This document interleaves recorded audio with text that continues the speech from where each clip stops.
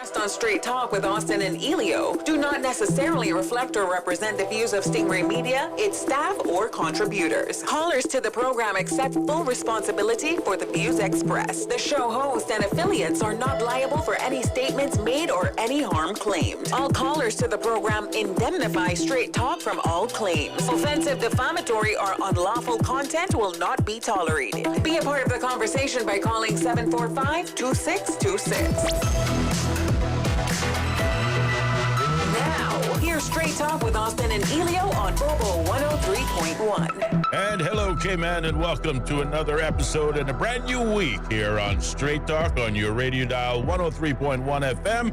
I'm your host, Austin Harris. And I'm Ellio Solomon, and yes, welcome. How are you today, Mr. Harris? I'm well, Mr. Solomon. Trust you had a wonderful weekend. I did have a good weekend. You know how you make promises to yourself that you'll get more rest this weekend? Ellio, I promise. If you just let Friday come, I promise I'll get some more sleep. But it doesn't happen. No. You lied to yourself again. Yeah, because, you just get all excited and then you say, I got things I can do. I can pour these blocks and I'll be able to go up another 5. And So I hope you made some progress. I did make progress. Yeah. I see you got a fresh haircut, Mr. Harris. Boy, don't you look sharp. I certainly did. Yes, there it is. You know when you look about 20 pounds lighter in the studio, it's I'll could take be a haircut. that. I tell you what, though, I told my barber as he was cutting my hair, I said, you know what? I feel even cooler because it's been some hot days outside. With short hair, you would think you would feel hotter because there's less hair and, more skull, so to speak. But just the opposite happened. I felt a lot cooler right away. The slightest little breeze, Yes, exactly. Well, it's kind of like planting a tree, right? Uh-huh. If it's hot, for some reason, you get up under that tree, the breeze blows there, right? Uh-huh. And so I don't know. I agree with you. Kind of a similar effect. It is. You got a nice hairline, though. I like that. Yeah, it looks sharp. That hairline does not reveal your age at all. Not at all. Well, that's the other thing. The barber says, you got this young boy haircut. And I said, well, at my age, you do what you can to keep it young, You can't, if you can't make it, fake it. Yeah, fake it till you make it. Fake it till you make it. Well, it is Monday and the beginning, I think, of our first Monday in 2 weeks. We've had not 2 weeks, not quite 2 weeks. But yes, a full week this week, proper day Monday, so I won't be confused this week. Welcome to Straight Talk. Of course, reminding you, we're broadcasting obviously live on your radio dial 103.1 FM, but also simulcasting live on YouTube and Instagram and Facebook. On Facebook, you can find us both at our Straight Talk radio show page, or still, you can also find us on the ACT Cruise Tourism Facebook page as well. No idea how we got there. No idea whatsoever. What happened there? Well, thankfully, we're still being hosted by that page. Maybe they haven't quite, realized, oh, my God, we're still hosting this show on our page. Well, what they won't know won't hurt us. Yeah, there you go. There we go. So let's start off with some good news. What do you say? Yeah, I think good news is always a good thing, and I understand that there's a little bit of a lineup. There is a little bit of a lineup. There is, pardon the pun. First of all, certainly, as we say, we always like to start off each show with a bit of good news. If at all possible, we dedicate the first half hour to good news if we have it. I don't know if we're going to talk about the good news for the first half hour entirely, but we can sure make a try at it. Apparently, on Friday, I didn't know this, and I thought, my CTC colleague might be here to remind me, but apparently Friday past, the 23rd of May, was World Turtle Day. And the Department of Environment Turtle Team and Chief Conservation Officer Mark Orr, according to today's K-Man Compass, managed to find and save the life of a turtle after it was badly entangled in fishing line.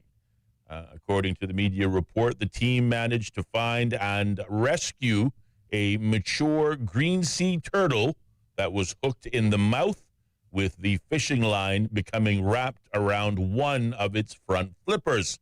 He was brought into the DOE boat and cut free from the line.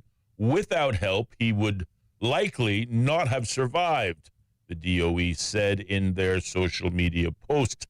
The rescue effort, triggered by a report about the animal being in distress, was a fitting reminder of the many dangers the modern marine environment presents for this iconic marine animal.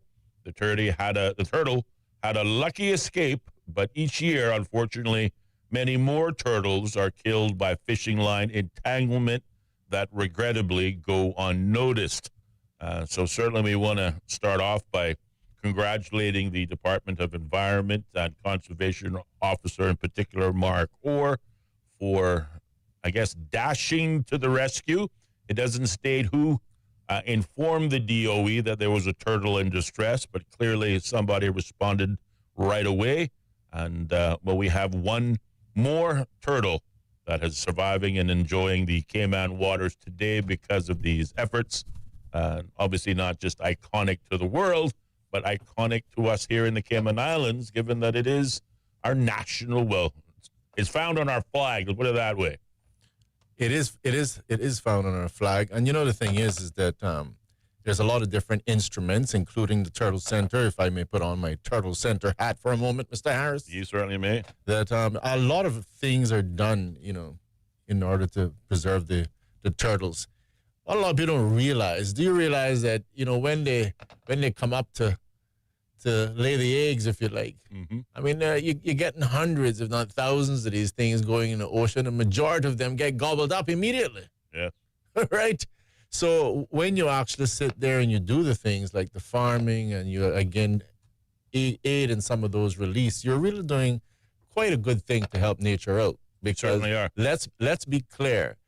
One of the reasons they're probably having so many of the eggs being hatched is because at the end of the day, you need it in order for them to survive. They're just waiting offshore. The predators are just waiting offshore. Yeah. Come on, little turtles, we're waiting for you. It's called natural selection. Yeah. And certainly Mother Nature does, as to Ellio's point, obviously, I don't know how many clutches or eggs a turtle may lay at one time. I don't have all those numbers either.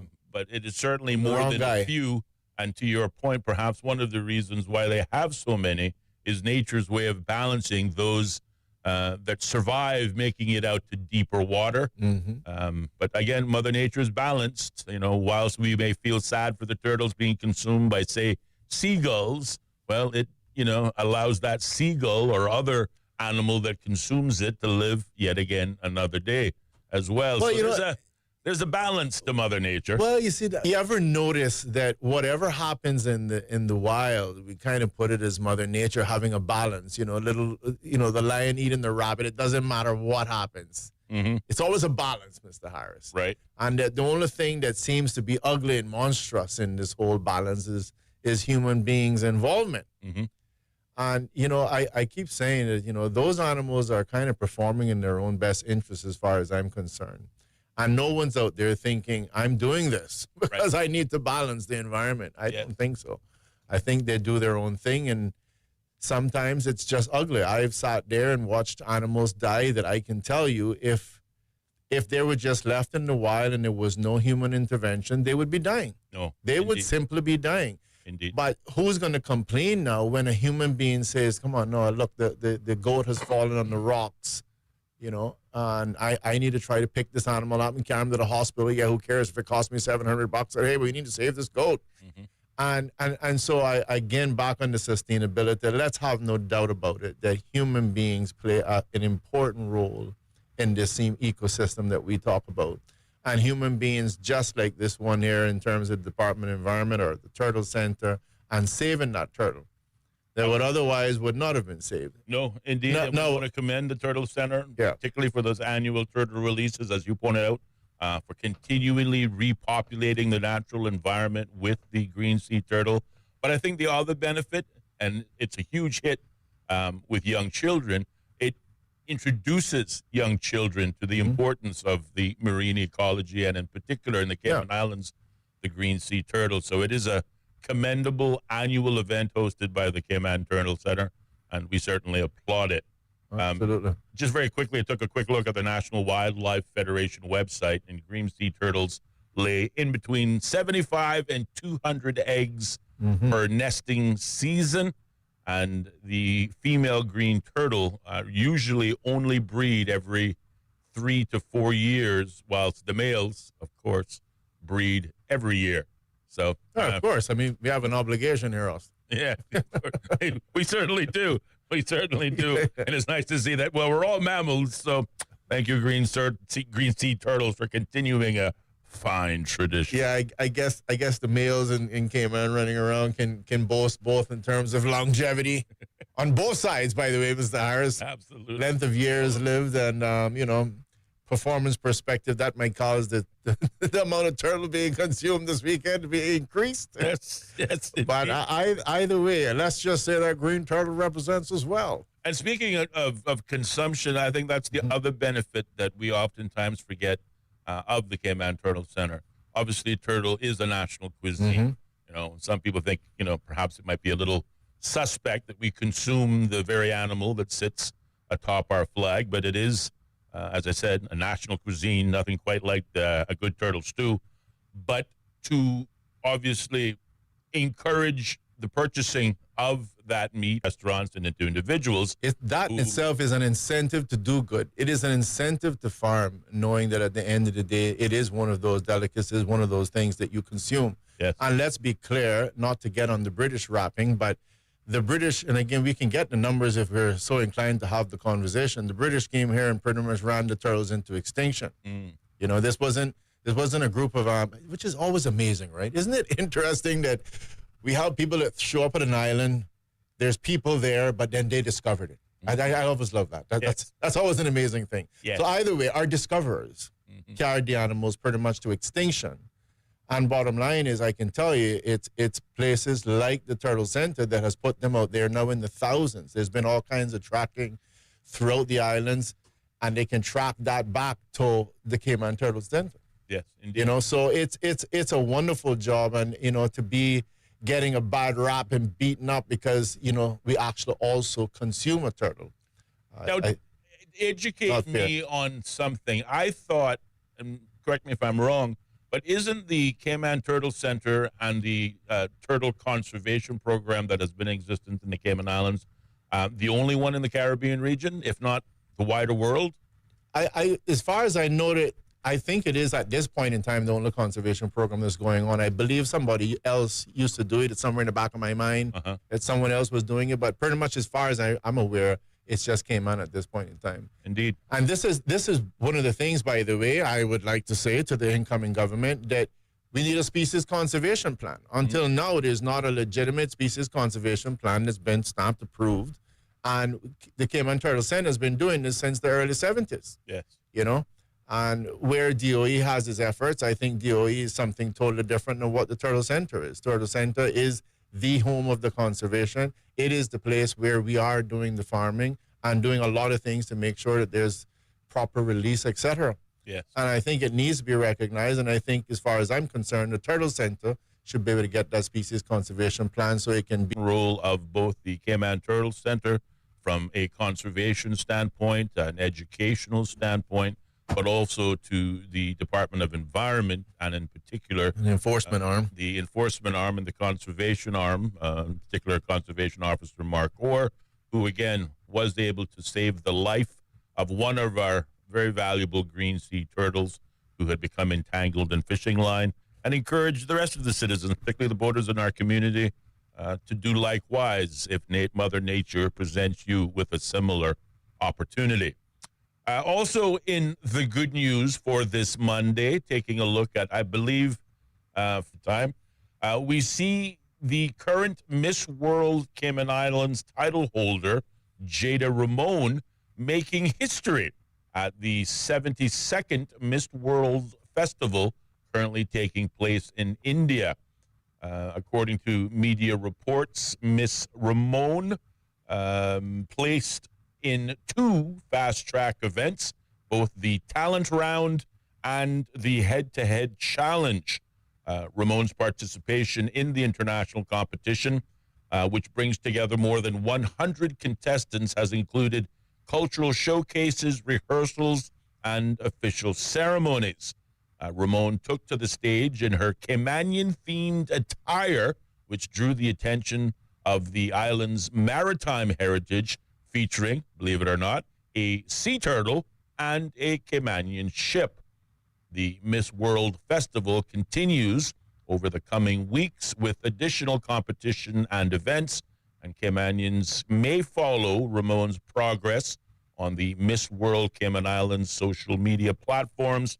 I think they're on Instagram and Facebook, if I'm not mistaken. So you got to give me the link to this independent thing. It seems like you're the only one independently getting a read of this thing here. I just stumbled on it, and but the website is incredibly easy. Caymanian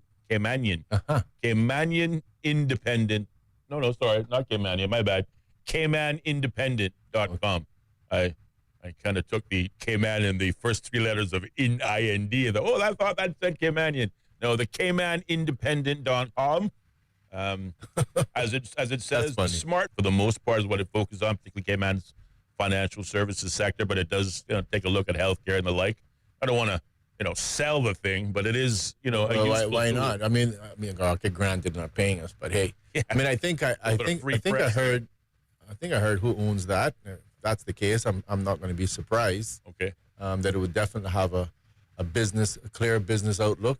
All right. Glad to hear health and other stuff is being thrown in there, but it should be good. I need to get access to it. So CaymanIndependent.com. Okay, there you go. Maybe during the break you can share details on the ownership. So yeah, absolutely. Big them up one way or the other. But yeah, that was in the pages of the Independent. And as a matter of fact, when we, I guess, pick up our primary topic of the day, there are at least two subjects that come from the pages of the Independent that we can probably talk about. I guess it can be included in the good news category. Mm-hmm. We see from the pages of also the Independent that the Cayman National Corporation. Who says we don't give free plugs, Austin Harris? Who says? Who says? Can't say that. Well, it's a media outlet, and we draw the better part of our local community news from the media. It's a symbiotic not necessarily relationship.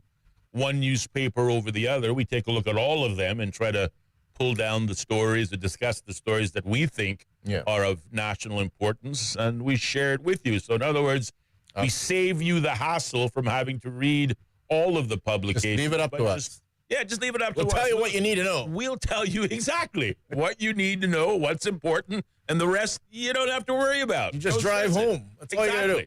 Exactly.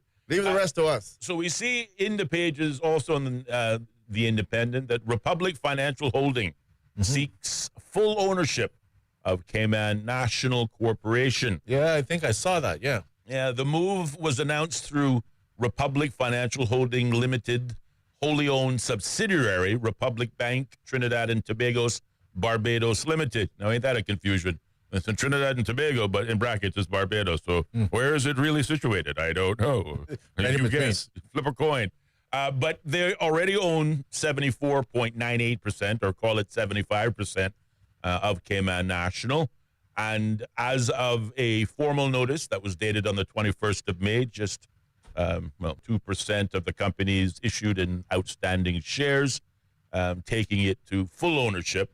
Obviously, if it passes the approval process. Currently, it's being reviewed by the Cayman National leadership. Undoubtedly, Cayman National Corporation shareholders will have an opportunity to vote and opine and vote on the proposal, as well as some other details relevant to the terms of acquisition. But it seems almost predestined that the Republic Bank Trinidad and Tobago's Barbados Limited will, in fact, in short order, acquire full ownership of the Cayman National Corporation Limited. Isn't that something that we have to be educated about? I mean, how is it that you own the entirety of a bank? Yeah. I mean, I know the 60-40 rule kind of went out the window a while ago. I mean, in terms of, being able to go through, what is it, the LCCL, to get around it. But I don't know, it just strikes me as odd.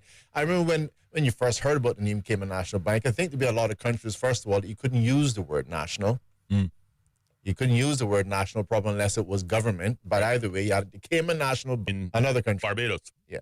Quite right. But you see that a lot because you have banks like, for example, in this country, CIBC, which then became First Caribbean International Bank, being picked up. I want to say I want to probably find it too on Google.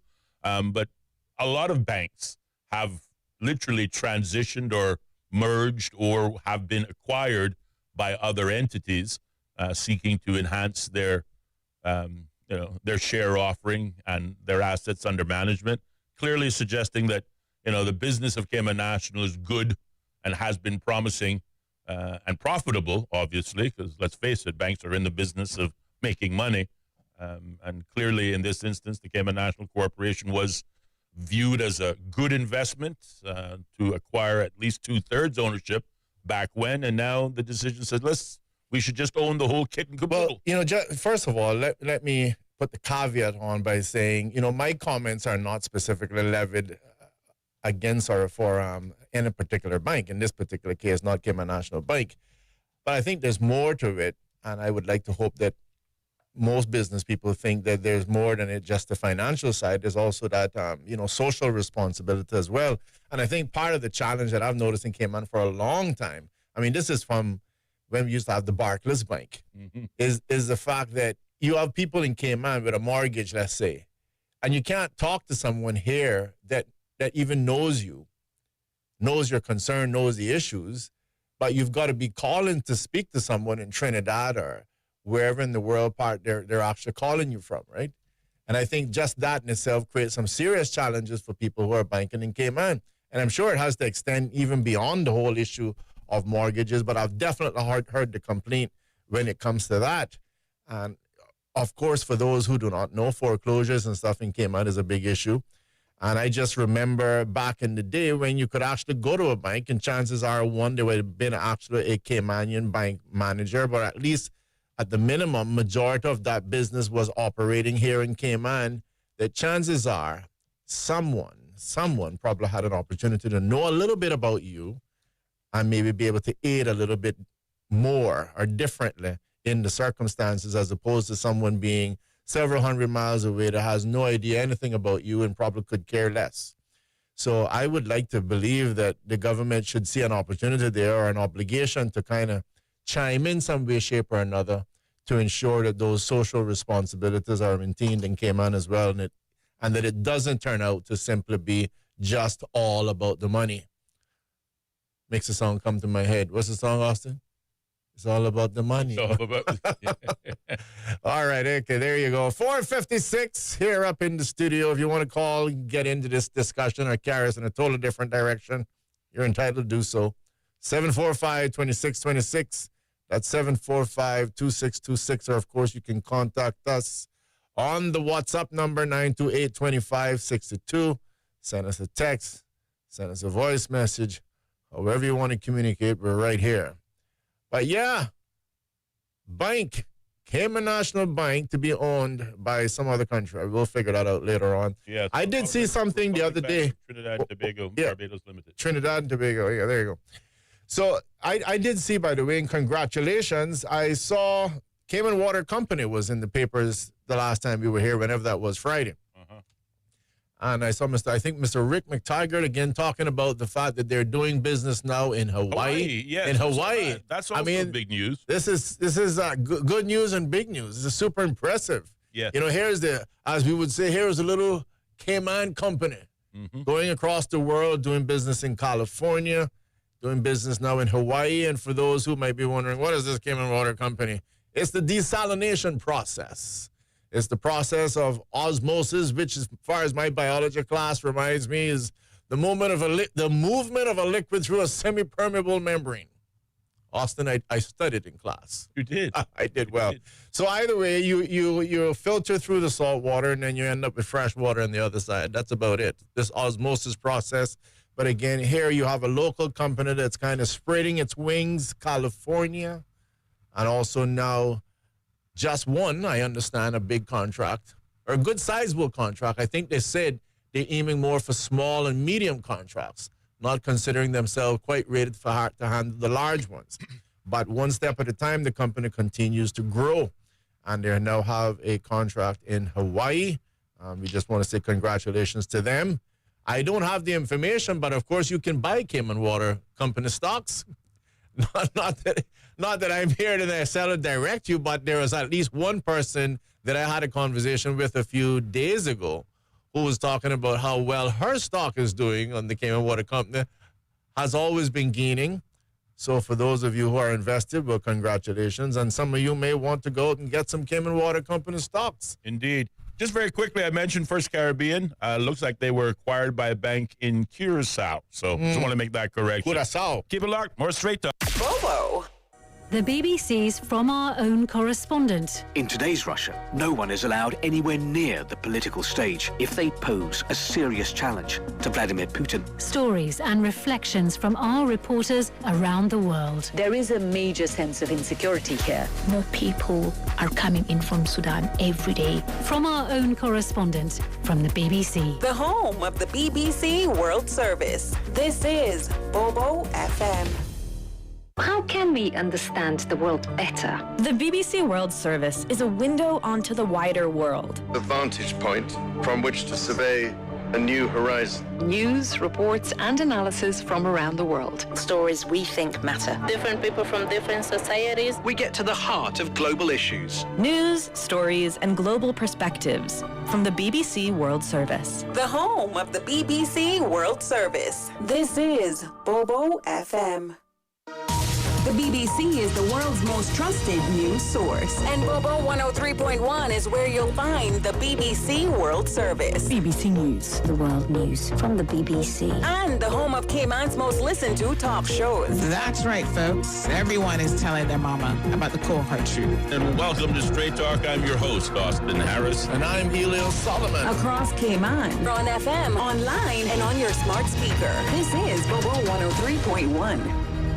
This is Bobo 103.1, powered by Health Services Authority. At Health Services Authority, they are committed to caring for you. They are Cayman's largest and longest standing healthcare provider, offering the most comprehensive range of inpatient, outpatient, and public health services at 9 different locations across all 3 islands.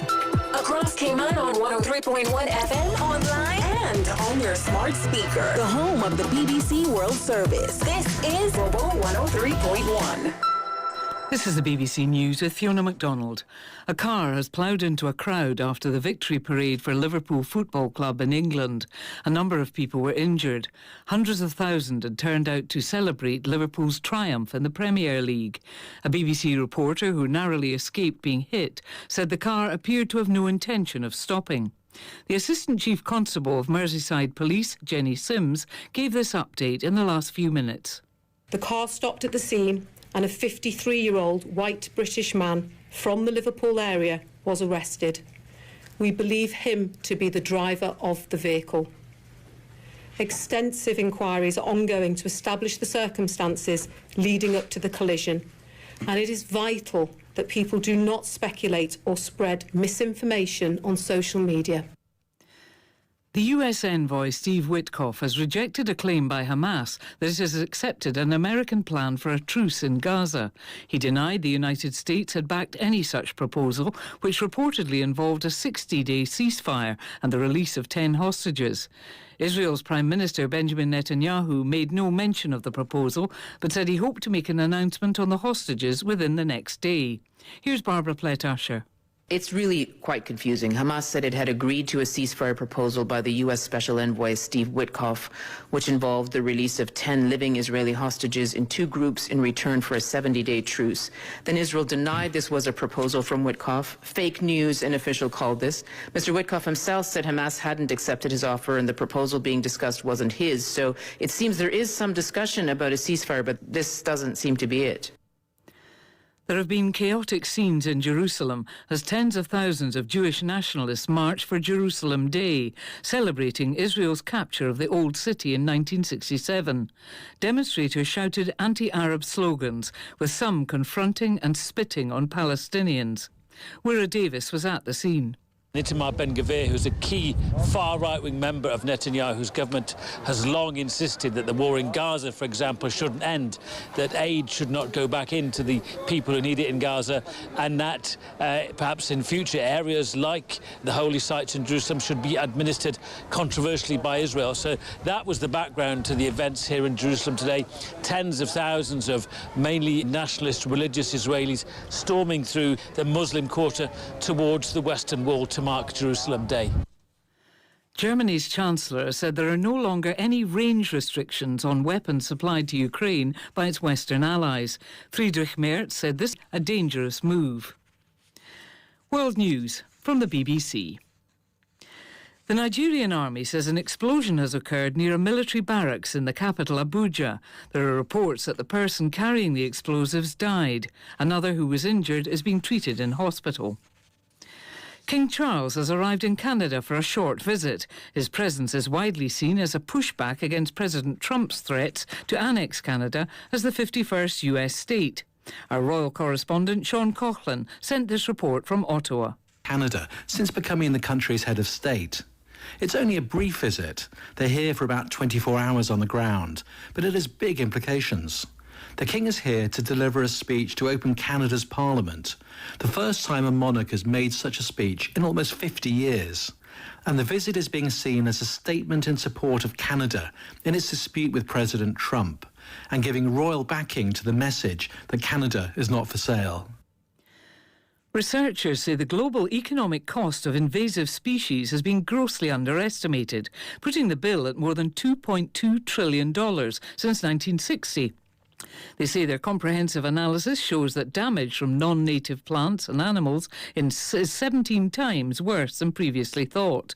The scientists say their new model shows invasive species have flourished, mainly due to growing trade and tourism. Ghana's foreign minister has temporarily closed the company's embassy in the US after an investigation uncovered an alleged scam targeting visa and passport applicants. In a statement, Samuel Okudzeto Gablakwa said a member of staff had allegedly created a link on the embassy's website which diverted applicants to his own company. All the Ghanaian staff at the embassy have been recalled home, and the government says it's yet to determine how much the fraudsters made. BBC News. The views and opinions expressed on Straight Talk with Austin and Ellio do not necessarily reflect or represent the views of Stingray Media, its staff, or contributors. Callers to the program accept full responsibility for the views expressed. The show host and affiliates are not liable for any statements made or any harm claimed. All callers to the program indemnify Straight Talk from all claims. Offensive, defamatory, or unlawful content will not be tolerated. Be a part of the conversation by calling 745-2626. Now, here's Straight Talk with Austin and Ellio on Bobo 103.1. And welcome back, K-Man, to more Straight Talk here on Bobo 103.1 FM with your host, Ellio Solomon, myself, Austin Harris. Time now in studio, 7 minutes past the hour of 5 o'clock as we somewhat move away from the good news of the day and start to pick up on some of the important issues that we think you should be made aware of. The phone lines are open, though, at 745-2626 if you wish to join us at any part of our conversation. Or, of course, you can also reach out to us on our WhatsApp number, 928-2562. And from there, you can either send us a WhatsApp audio note or a traditional WhatsApp text message. Prior to the break, we were just obviously, I guess, having a general chat, Ellio and I, in terms of the recent acquisition of Cayman National Corporation, seeking to have it, obviously, have it fully owned by the Republic, let me get it right, the Republic Bank of Trinidad and Tobago, Barbados Limited. And we were also just chatting generally about how banks that carry perhaps out of the Cayman Islands name or otherwise are in fact owned by entities from other jurisdictions. In this case, Cayman National being owned by a bank that is in another Caribbean island, Trinidad and Tobago. Mentioned First Caribbean. And just for completeness, First Caribbean, just from an online search, was formed in 2002 with a merger of CIBC West Indies and the older Barclays Bank PLC. Then in 2011, First Caribbean purchased CIBC Investments Cayman. And then, interestingly, in 2023, First Caribbean International Bank in the Cayman Islands was acquired by Orco Bank, who are headquartered in Curacao and St. Martin. St. Martin, of course, being the home of another guest we had in studios, Mr. Alexander Gums, when we were chatting about, obviously, cruise infrastructure. So it is not uncommon for banks to be acquired and reacquired and acquired again down the road. And again, I guess it speaks of the strength of those financial institutions, but I think more so just because it carries the name Cayman Islands does not necessarily mean it's owned by a subsidiary of the Cayman Islands, if you will call it that. But just wanted to provide that clarification because I think I may have misspoke and suggested it may have been owned by a Latin American entity, and clearly that was not the case. I must have been thinking about somebody else at the time. But just want to be sure that we deal in facts and not opinions. You did it, Mr. Harris. You did it. I did it indeed. Well, moving on to, I think, a more tangible or the meat and potatoes of our conversation. Last week, we were picking up on the subject of the Owen Roberts International Airport expansion plans, which is just one of 3 project expansion plans for airports across the Cayman Islands, as outlined in the airport's master plan and outline business case that was published in June 2023. But in the or on the pages, also from the independent newspaper or online newspaper, we see plans advanced for runway safety upgrade at the Charles Kirkconnell Airport in Cayman Brac. And if I can just share a few excerpts from that article, sort of to get us going. The Cayman Islands Airports Authority has released draft terms of reference for an environmental impact assessment at Charles Kirkconnell International Airport. The EIA will look at the effects on terrestrial and marine ecology, hydrology, and water quality of planned safety and compliance upgrades at the Cayman Brac facility. It will also evaluate direct and indirect impacts, including potential habitat loss, with mitigation measures proposed where necessary. What is being proposed at the moment is for upgrades, including relocating the runway threshold about 76 meters east to allow for the construction of 2 90-meter runway end safety areas, otherwise known as RESAs, in Cayman Brac. Additionally, the southern runway strip will be widened to 75 meters from the center line to bring the facility in line with international aviation regulations. Now, looking directly at the airport's master plan, the costs, according to that document, which was published in June 2023, works out to about $1.2 million just for the runway extension, both the extension and the widening. But there are other plans similar to what is being proposed here in Grand Cayman, which begins with the runway extension, as we talked about last week, that will extend it into the North Sound, taking up some 22 acres. But also there are plans for terminal expansion, both in Grand Cayman as well as in Cayman Brac. But at the moment, obviously starting with perhaps the more cost-effective infrastructure upgrades, but recognizing that there are future ongoing and much larger plans as we seek to enhance airport infrastructure for the Cayman Islands. I wanted to make a point. The CEO for the Cayman Islands Airports Authority, Mr. Albert Anderson, is quoted in the media as saying, "These projects will shape the future of Cayman's airports for generations to come."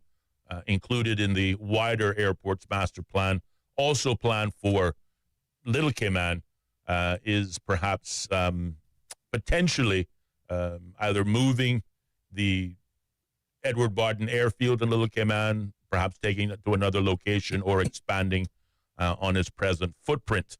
But again, in addition to the Owen Roberts International expansion plans, now we have the Charles Kirkconnell expansion plans in the media, and perhaps we can maybe talk about some of the, obviously what are the goals for the project, what are some of the regulatory present concerns, because I understand that the Charles Kirkconnell International Airport is currently operating under an exemption, basically because their runway is not up to standard, but it is working with an exemption, but to receive, I suppose, full global recognition status and meet with international regulation standards, it needs to be extended. In particular, the what do they call it? The RESA, which is the runway end safety areas, but it also needs to be widened as well.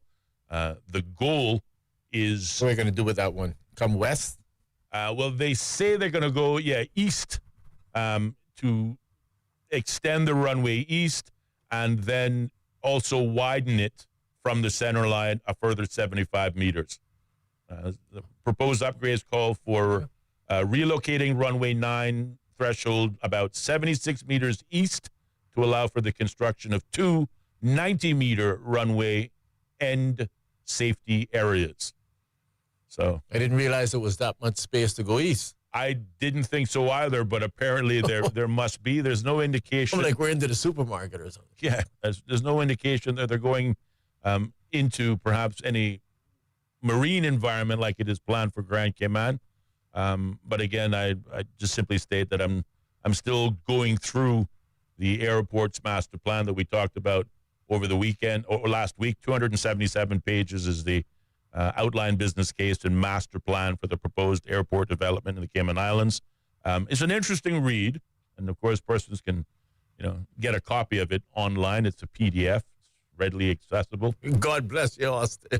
But again, we try to pick out the salient bits so that you don't have to waste your time literally reading 277 riveting pages of outline business case. I think you described it last time as being a bit dry. It's a little dry. But thank God there's a few pictures, the occasional graph or two thrown in there. But the goal, obviously, is growth. Yeah. And long-term sustainability, as we talked about. We need to stay competitive in tourism. Tourism is also vitally important to the Cayman Islands. Like Owen Roberts International Airport, the Charles Kirk Airport is poised for growth and development. The long-term goal is to create high-quality services which provide Cayman Brac with well-connected access to the global marketplace. A while, before we, made the Charles Kirk International Airport, Cayman Brac was serviced entirely from Grand Cayman. So visitors had to fly to Grand Cayman first and then, hop a commuter plane from Grand Cayman to Cayman Brac and Little Cayman. Now international flights can fly into the Charles Kirk International Airport. Obviously limited sizes. And like what we're getting now. But again, the runway expansion will facilitate future growth and potentially larger carriers coming into the jurisdiction. I think the EIA will cost, I don't know what the cost will be associated. That $1.2 million price tag that was outlined in the outline business case is just for the runway expansion. It doesn't include what the EIA will cost. It doesn't include what the terminal expansion will cost. As I see here, let me just take a look. The regulatory concerns are such.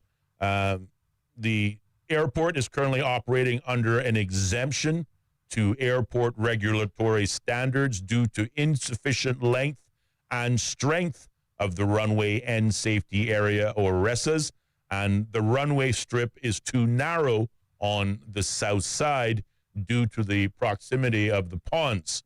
There are also landside expansion also required in order to accommodate the 30-meter setback security regulation, which will result in the existing parking facilities having to be relocated to the north. The outline business case also calls for further acquisition of land in order to expand both the terminal and parking facilities footprint.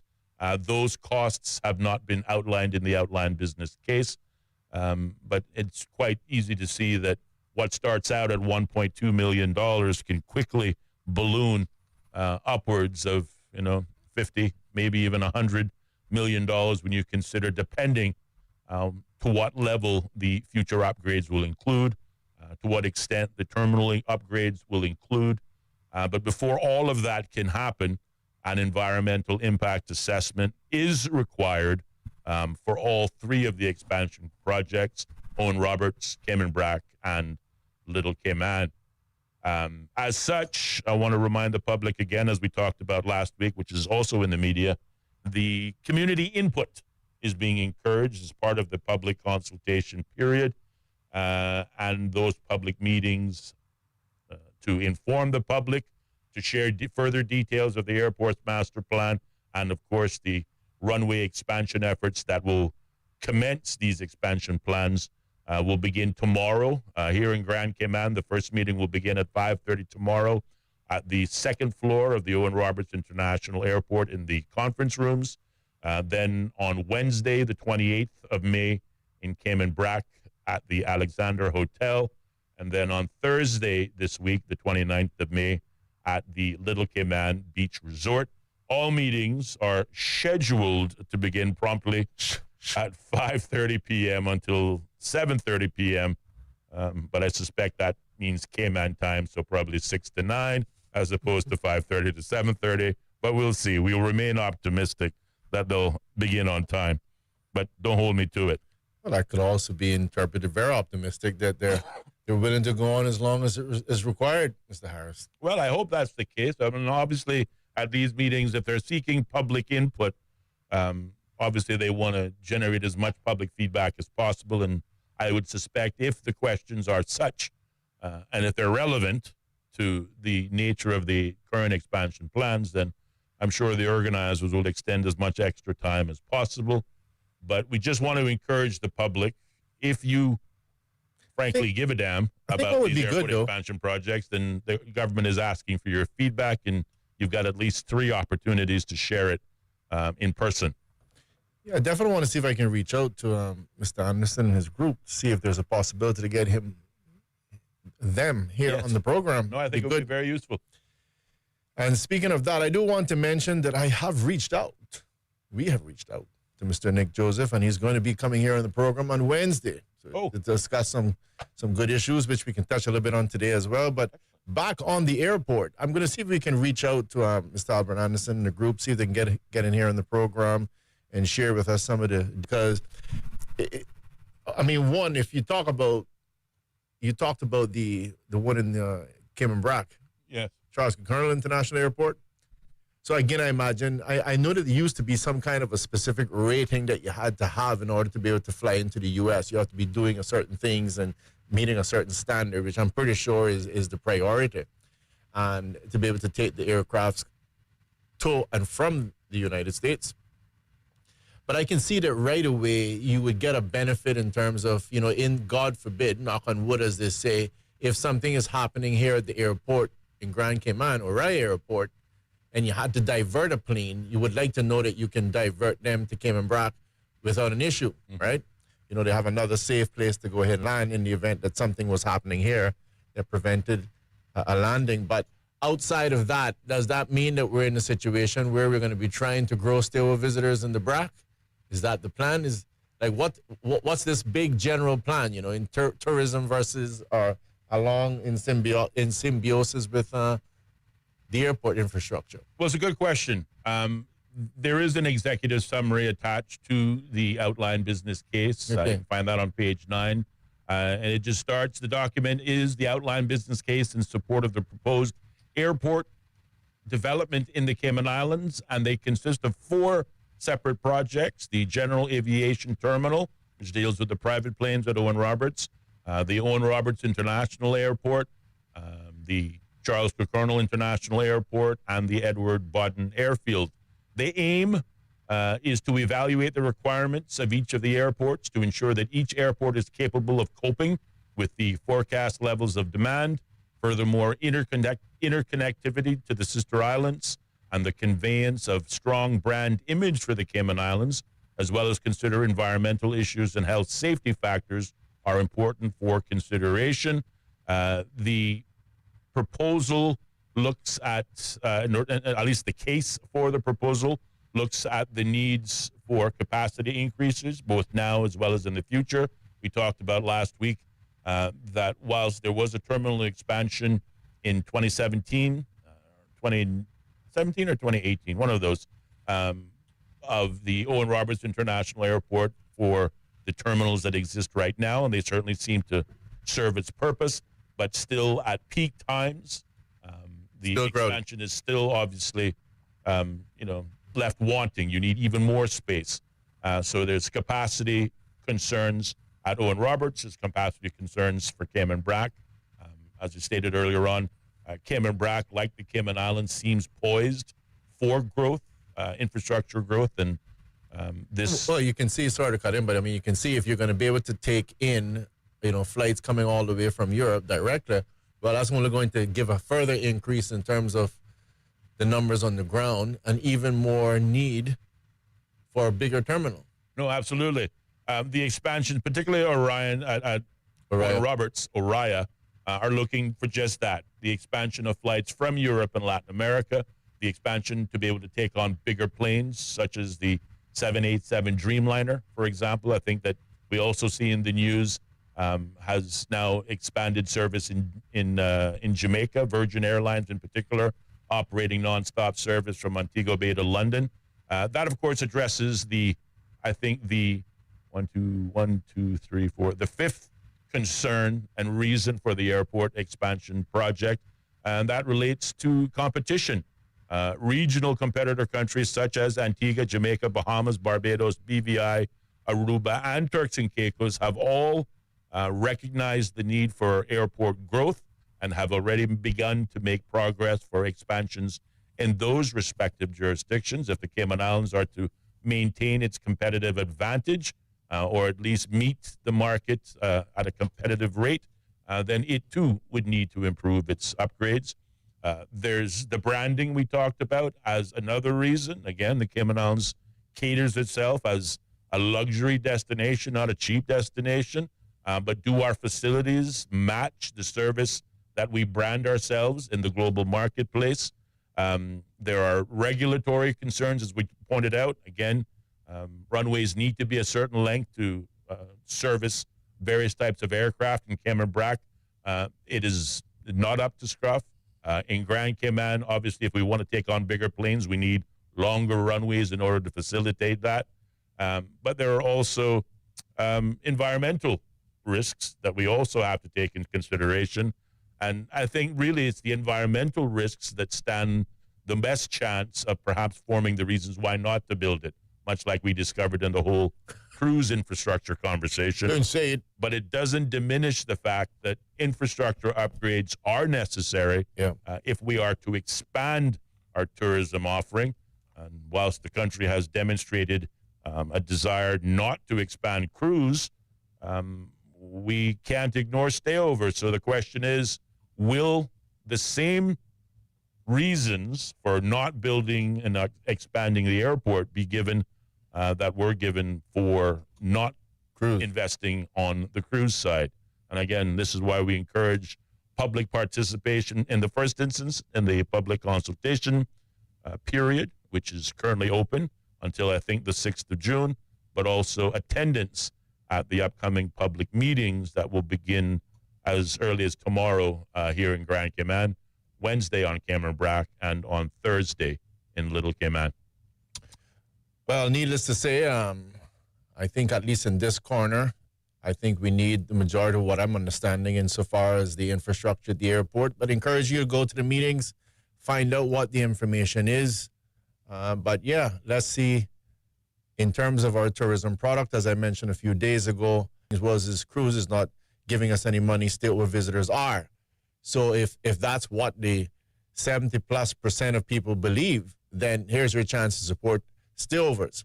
85% of our tourists are coming from the United States. That's an over-dependence, if you'd like, on the United States. Surely you should want to see that diversified.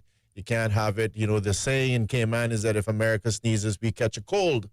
So you can't have it that, something happens in America, God forbid, whatever it is, and all of a sudden you don't have any tourists. You want to make sure your market is a little bit more diversified. And one of the ways to do that is to be able to take these long-haul flights, as my colleague has mentioned, is in the report, both from Europe as well as from Latin America. We have to take a break. We do. 28 minutes past the hour of 5 o'clock. We do need a pause, but keep it locked. There'll be more Straight Talk still to come right here on Bobo 103.1 FM.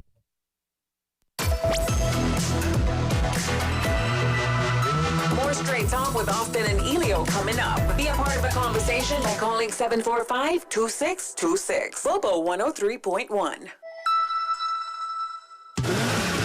Have your engine driving like never before with Pure 93, the highest pure octane fuel in Cayman and available exclusively at Rubis service stations. Pure 93 protects against engine knock, restores lost power and acceleration, cleans fuel injectors, intake valves, removes engine deposits, improves your fuel economy, and it meets international specification requirements for your car. Fill up with Pure 93 now and keep your engine running like new. Fuel the difference with Pure 93, available exclusively at Rubis. We all work hard to one day buy the house of our dreams. Why wouldn't you protect it? With Saxon, you now have the option to get a home insurance quote online. Avoid the waiting in lines and the traffic. Simply log on to saxon.ky and click to get a quote to get started. At Saxon, we pride ourselves on providing our customers with excellent customer service and convenience. So what are you waiting for? Visit saxon.ky today from the comfort of your home or office to get your quote and protect the things you love. Saxon. Smart insurance. When you're on the go, the experienced team at Foster's Pharmacy are here to help. Drop off your prescription while you shop or WhatsApp us and we'll prepare it, ready for your arrival. Whether you need prescription or over-the-counter medications, blood glucose testing, or advice on vitamins and supplements, we're here early in the morning to late at night. Both of our locations at our Camana Bay and airport stores are open 7 a.m. to 9 p.m., Monday to Saturday. For more info, visit fosters.ky/pharmacy. Foster's Pharmacy. Better health because we care. When it comes to weekly meal prep, I trust Kirk Market to provide the best value for quality proteins. The butchers at Kirk Market are super helpful. They always slice my steaks perfectly. Kirk Market has everything I need for healthy and flavorful protein-packed meals. From lean cuts of CAB choice beef, tender CAB prime beef, the juiciest pork, and all-natural hormone-free poultry, to their seafood section with everything from fresh local snapper to omega-3 rich salmon. I choose Kirk Market for the highest quality proteins to support my healthy lifestyle. Kirk Market. Eat well, live well, and discover a world of choice. Visit Healthcare Pharmacy's second location in Governor Square, servicing West Bay and the 7 Mile Beach Corridor with a care and professionalism you have come to expect from Healthcare Pharmacy. Healthcare Pharmacy in Governor Square also stocks a huge selection of Hallmark and shoebox greeting cards, vitamins, sunblock, last minute, and everyday needs. To refill and transfer your prescriptions, simply WhatsApp 329-7313 or visit healthcarepharmacy.ky or drop by Monday to Saturday from 9 till 6. With you in mind, we have your style. Find what you need down every aisle. You want saving, selection, and quality. That's why we're your home store. Home store. The way to make a home. The way to make a home.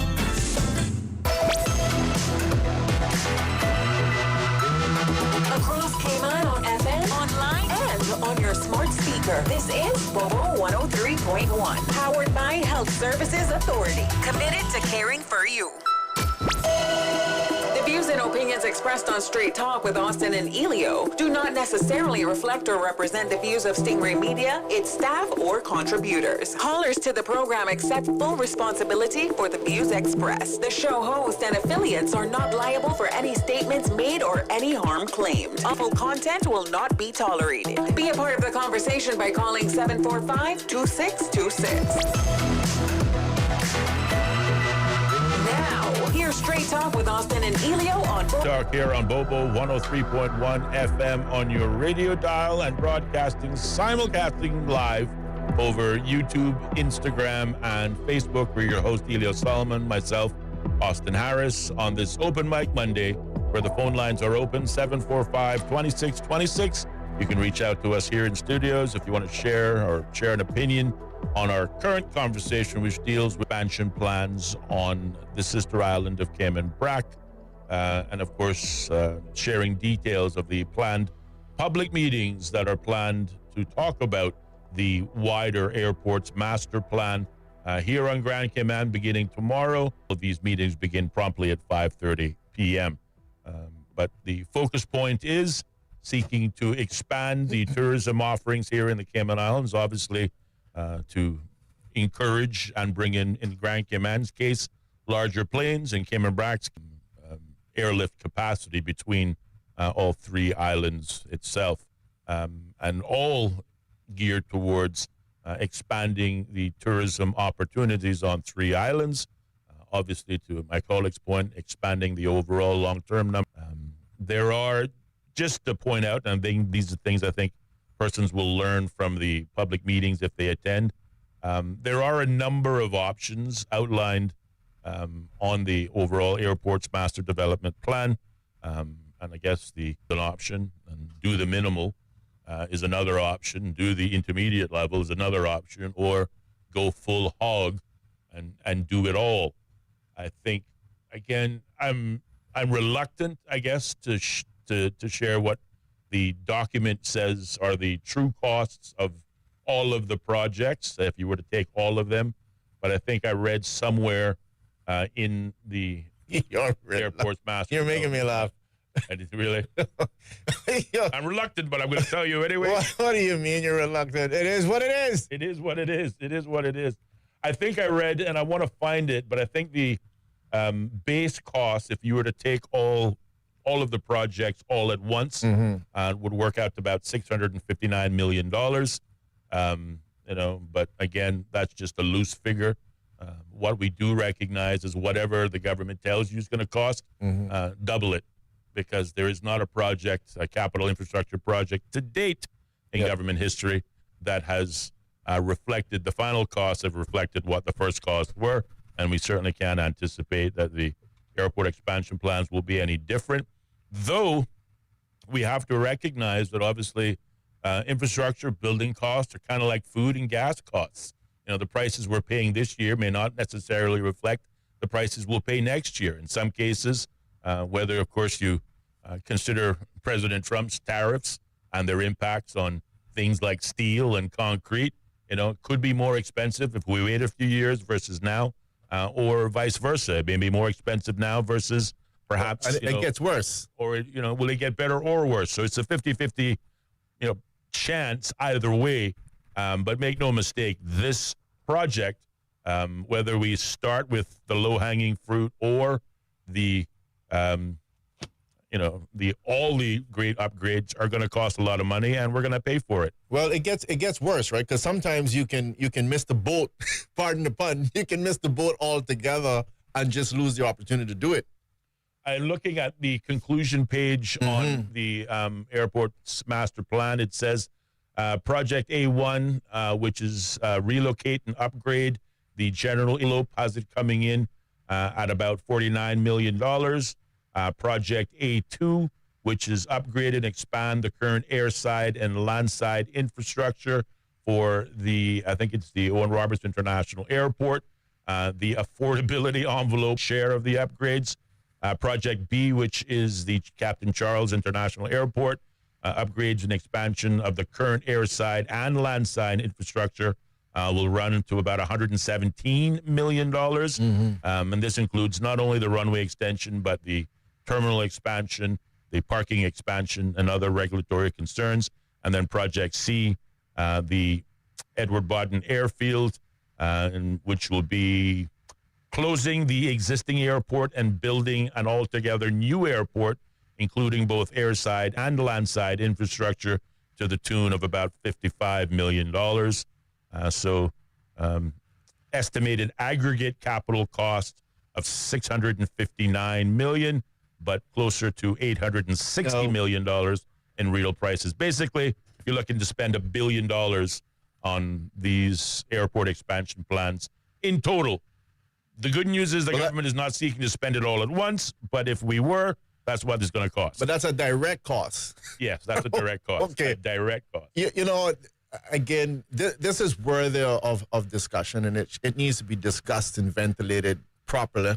And I think you're saying that we're going to have meetings going on for several days. So it gives us an opportunity to do that. But see, this is where I think you end up with some people putting their foot in their mouth, to use that expression. I remember the Compass, for example, one of the things they said, one of the reasons behind not doing the cruise project was that by the time you had finished getting financing for this, it was going to be as much as $700 million. Now, bear in mind that let's explain what was meant there. it would cost you $200 million plus direct expenditure. But by the time you finish getting financing, etc., it would be upwards of about $700 million. This was a reason to not do the project. Right. Now, I am sure that the Compass takes a completely different view now, considering that you have to follow the money. I'm sure they take a completely different view when it comes to stay over visitors, right? I'm sure they do. I mean, when I checked last, it's the Dark Corporation that owns the Compass. I'm pretty sure that they take a completely different view. You're absolutely right. The same corporation owns the Ritz. It owns the Kimpton. Right. And we need stay over visitors. And by the way, by the way, you're already seeing all kind of little beautiful snippets appearing in the Compass. You know, little quotes from Tom, Dick, and Harry about how great, the airport expansion is and how well it's needed. Amazing. But this is the same thing. Bear this in mind now. We're not talking about a cruise that was going to be $200 million, and then by the time you're finished their financing, voodoo stuff that they recommended, it would now be $700 million. No, your figure to start with, prior to financing, it's already about $600 million. Yeah. So let's just be clear. Almost 700. So let's just be clear. If you want to take the same thing, take the same approach you took last time, you should just be out against the project. It's going to be over $700 million just to start. Yes. Not financing including, but you're not going to get that. You see, We're going to get some hypocrisy on this because this one's different. Yes. And then again, ladies and gentlemen, when we talk about the environmental issues, again, you're going to have environmental issues, and I keep saying sustainability is about more than thinking about the tree and 2 lizards and some corals. No, it's about argue that many people didn't fill out their forms. So it's probably 5,000 plus Caymanians that were employed in cruise tourism. But in this particular case, when you fill the hotels with the stayover visitors, I think the majority of them are not Caymanians in the hotels. I don't have to call nationals, but the majority of them are not. So I want you all to keep looking, because these are the media houses that swayed so many people to go head out to the polls and vote against cruise. We don't need this expansion. And it was the same thing, same mirror. We need bigger ships because that's where it's going. Well, we need bigger planes because that's where it's going. Same thing. They bamboozled you, they hoodwinked you, they gave you all kinds of nonsense, which is why you had to go to the polls and had to go and vote against cruise. But I want to see, when the big money runs things now, I want to see them do the exact same thing. They're not going to do it. Right. They're not going to do it. And I keep telling Caymanians, at the end of the day, there's a group of people in this country that wanted to have it their way. And I'm not doing a Burger King advertisement. They want it their way. And they're willing to twist your minds and do whatever they can to get you to do it in their direction. Be a bunch of Uncle Toms. Follow me, what I'm telling you. So I want someone, and let's just be clear, I accept 100% what the people went to the polls and voted for on the referendum. I accept expansion here at Orion. We need it. We need it for several different reasons, right? One of the biggest reasons is we need to be able to diversify our tourism product. Just like the same way I'm saying you can't just have stayovers, you need cruise. You need that complementary product. You need to have it diversified. In the same way, I'm going to say that even with respect to your stayovers, we need to diversify it so you're not wholly dependent on the United States, that any president, including Donald Trump, can just get up, make one statement, bam, your tourism industry dies. You need to be able to take flights from Latin America. You need to be able to take flights from Europe. This is common sense. And let's not let a tree get in the way. It needs to happen. But what I want you to do as good Caymanians, when I argue, because I'm sure I argued and everybody's going to say, oh, God, here you gone again. Here you go again. I see him arguing again. He's flogging us to death again. That Ellio Solomon is flogging us again. He won't shut up about this cruise. Well, let's not talk cruise now. Let's talk airport expansion. And I want the Compass to publish that if $700 million is too much for cruise, that $700 million is too much for airport expansion. It's simple. If we can't put pylons out in the ocean that's 75 feet, 95 feet deep, not doing no dredging, well, come on, Compass. Come on, all of the media houses. Come on. Well, dredging up, 22 acres? No pylons, all rock going down there. I want to hear the arguments, but you're not going to hear that. You can hear crickets in the room. Crickets in the room. Well, Because big money running things in Cayman. And you ever heard me? I think somebody put one out of me on YouTube saying that big money running things in Cayman. Indeed. So I want somebody to call me and tell me how I'm wrong now. Tell me where all the media houses telling you can't do this because it's $700 million. And tell me why we can't do this because we're going to dump 22 acres of rocks out in North Sound. That's what I want someone to tell me. Follow the money. Well, so far it appears to be only one publication, perhaps, again, banging the environmental drum. That's, CNS? CNS. Why would I not be surprised? Yes, they consider it a dangerous project, and the environmental costs certainly are not outweighed by the economic impact that the project will bring. But so far, they're the only one to just so you know, at least address the environmental consequences. I have bloggers, which, of course, are largely anonymous persons, so we really don't know who's talking. But the feedback on the blogs are all, it'll be very curious to see what my curiosity is.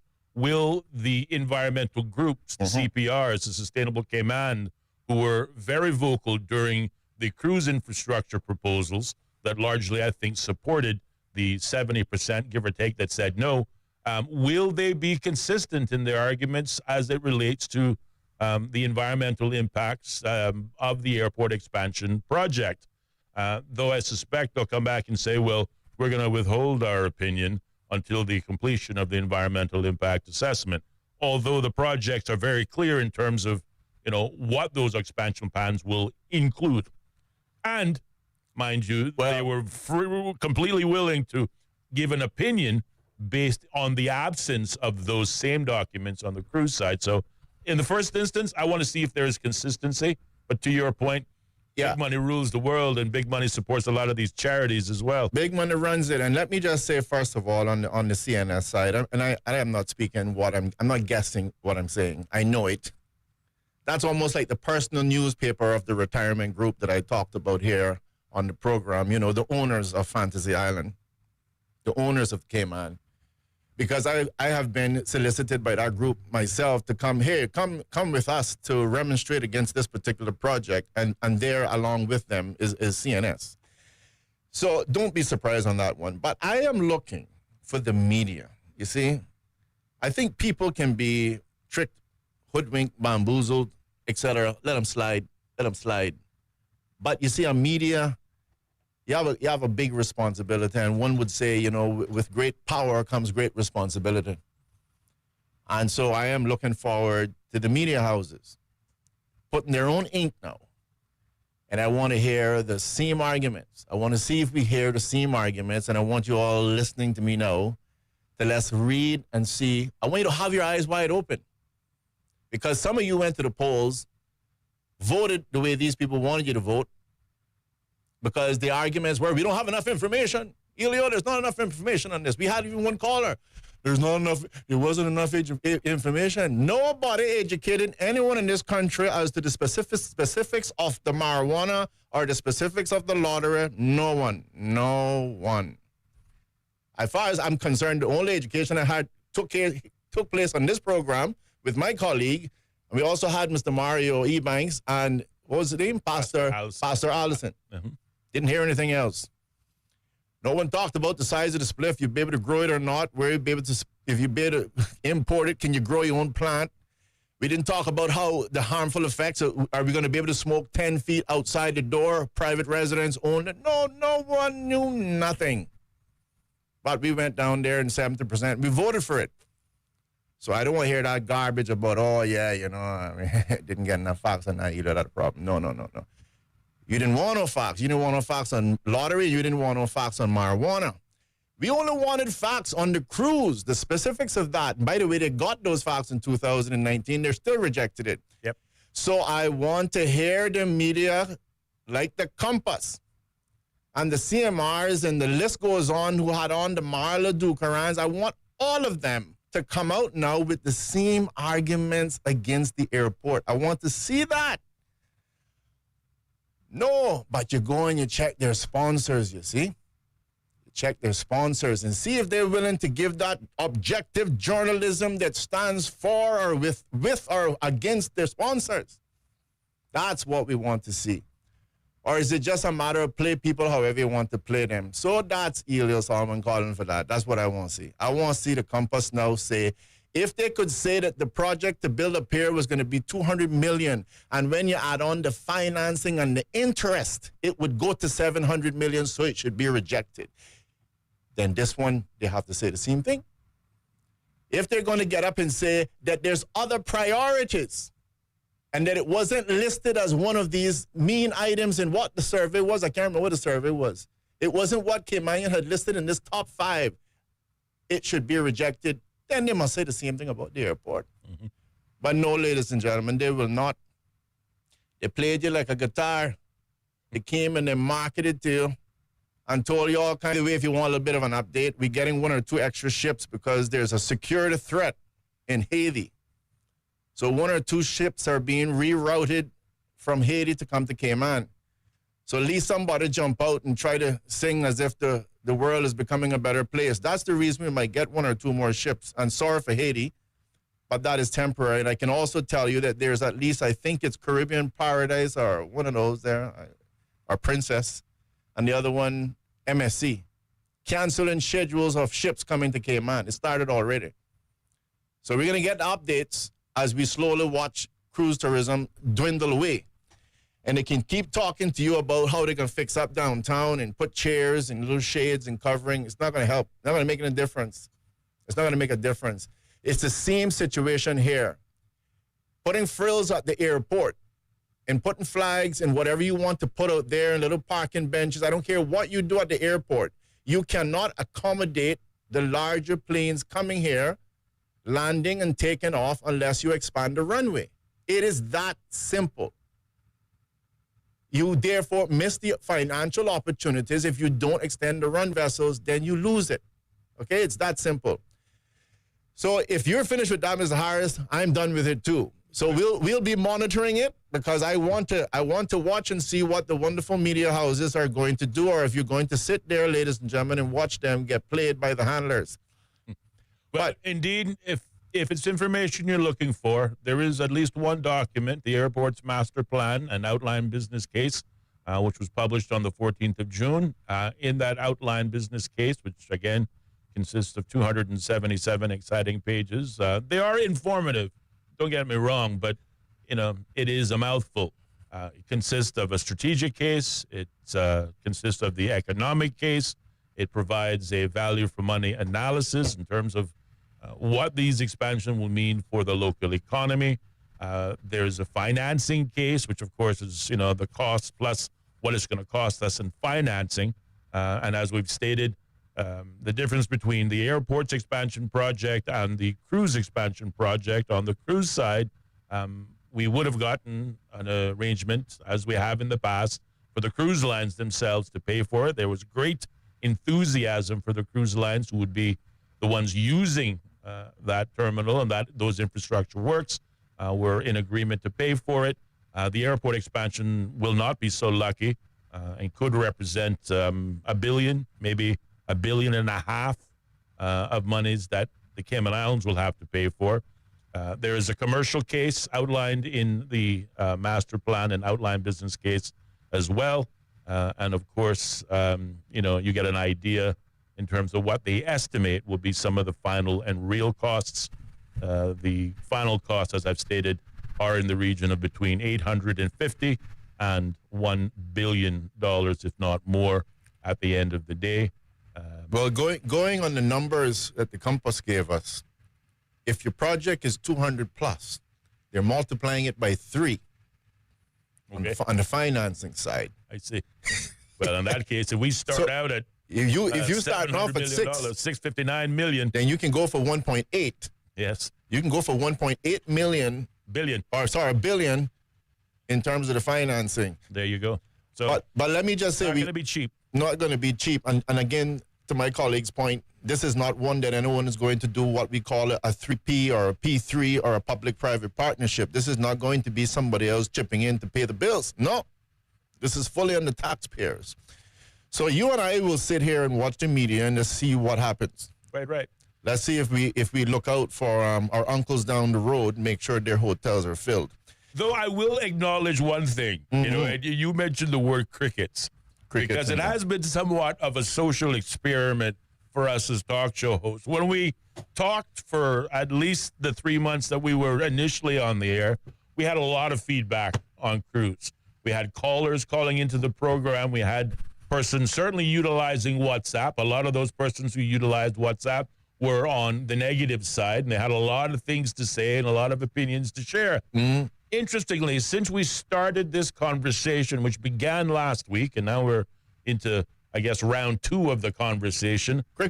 We haven't received a single phone call, not a single WhatsApp message, keep it that way. not even a text or social media message, either way on this conversation, which is a very, very interesting conclusion as it relates to the topics. And it is, as you stated last week, a fundamental mirror image of the conversations that were taking place prior to the election. The irony of life. It is very ironic. I think when you go on social media, what they call it, instant karma, right? I mean, it's like you couldn't have paid for this. You couldn't have paid for something like this. You couldn't have organized it. It's like the moment you just reject that, then this one comes in your face and in a direct mirror. You couldn't have paid for it. So, ladies and gentlemen, I know we got to go to a break very soon, Mr. Harris. Tell me how much time we have. Minute and 30 seconds. Minute and 30 seconds. Minute to win it. So yesterday or whenever it was, Friday, we were discussing the changes that were being made for January 1st, 2026 in the civil service in relation to the break and stay, etc. Yes, the term limit policy. The term limit policy. Thank you very much, Mr. Harris, for the term, pardon the pun. But when we come back, we got some words that came from the lawyer, Mr. Nick Joseph. Wonderful person, wonderful man, great Caymanian. Glad to have him here among us. And he gave some comments to the Compass. We want to read those. And, of course, we're going to have him here in the program, God bless us, on Wednesday. Fantastic, the 28th. So we look forward to that. Looking forward to it as well.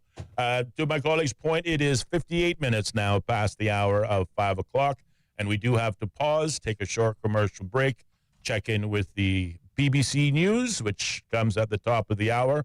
But it is Open Mic Monday here on Straight Talk. The phone lines are open, 745-2626.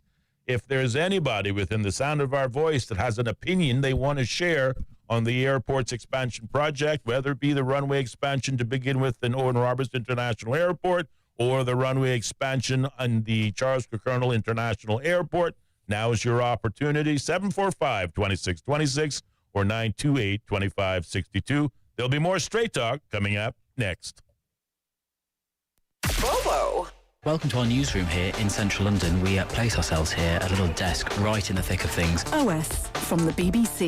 We can catch the very latest news from our colleagues, not just in this enormous room, but also from our colleagues around the world. I'm in the room where they're treating children. This is a combat zone. The situation after the typhoon is very complicated. It was a very tense situation. OS from the BBC. The home of the BBC World Service. This is Bobo FM.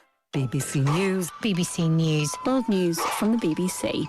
Violent clashes. Thick black smoke. A tremendous legal victory. Crucial elections. Destructive wind. A search and recovery operation. A race against time. An imminent threat. Flying a drone over a rival team's training session. Whatever is happening, wherever it's happening, catch up with the latest news bulletins from the BBC. The home of the BBC World Service. This is Bobo FM. The BBC's From Our Own Correspondent. In today's Russia, no one is allowed anywhere near the political stage if they pose a serious challenge to Vladimir Putin. Stories and reflections from our reporters around the world. There is a major sense of insecurity here. More people are coming in from Sudan every day. From Our Own Correspondent from the BBC. The home of the BBC World Service. This is Bobo FM. This is Bobo 101.9 103.1. Powered by Health Services Authority. At Health Services Authority, they are committed to caring for you. They are Cayman's largest and longest standing healthcare provider, offering the most comprehensive range of inpatient, outpatient, and public health services at 9 different locations across all 3 islands. Across Cayman on 103.1 FM, online, and on your smart speaker. The home of the BBC World Service. This is Global 103.1. This is the BBC News with Fiona MacDonald. British police say an incident in which a car ploughed into crowds at the Victory Parade for Liverpool Football Club is not connected to terrorism. Officials said 27 people had been taken to hospital, 2 of whom had suffered serious injuries. The Assistant Chief Constable of Merseyside Police, Jenny Sims, gave this update at a news conference. The car stopped at the scene and a 53-year-old white British man from the Liverpool area was arrested. We believe him to be the driver of the vehicle. Extensive inquiries are ongoing to establish the circumstances leading up to the collision. We believe this to be an isolated incident, and we are not currently looking for anyone else in relation to it. The US envoy Steve Witkoff has rejected a claim by Hamas that it has accepted an American plan for a truce in Gaza. He denied the United States had backed any such proposal, which reportedly involved a 60-day ceasefire and the release of 10 hostages. Our correspondent in Jerusalem, Wira Davis, says Hamas had earlier seemed to drop one of its key demands. They said they were prepared to release a number of Israeli hostages in return for a set period of calm, a ceasefire. But Hamas did not insist, as they have previously insisted, that there should be a movement then to a permanent end to the war. And the hope was that perhaps that might persuade the Israelis that a ceasefire was worth pursuing. But the word from the Israeli government tonight is that Hamas are being disingenuous. This plan isn't really on the table, and the war continues. There have been chaotic scenes in Jerusalem as tens of thousands of Jewish nationalists marched for Jerusalem Day, celebrating Israel's capture of the Old City in 1967. Demonstrators shouted anti-Arab slogans, with some confronting and spitting on Palestinians. The marchers included the far-right cabinet minister Itamar Ben-Gvir, but the Israeli opposition leader Yair Golan denounced on weapons supplied to Ukraine by its Western allies. Friedrich Merz said this meant Ukraine could defend itself by attacking military positions inside Russia. This is the decisive qualitative difference in Ukraine's warfare.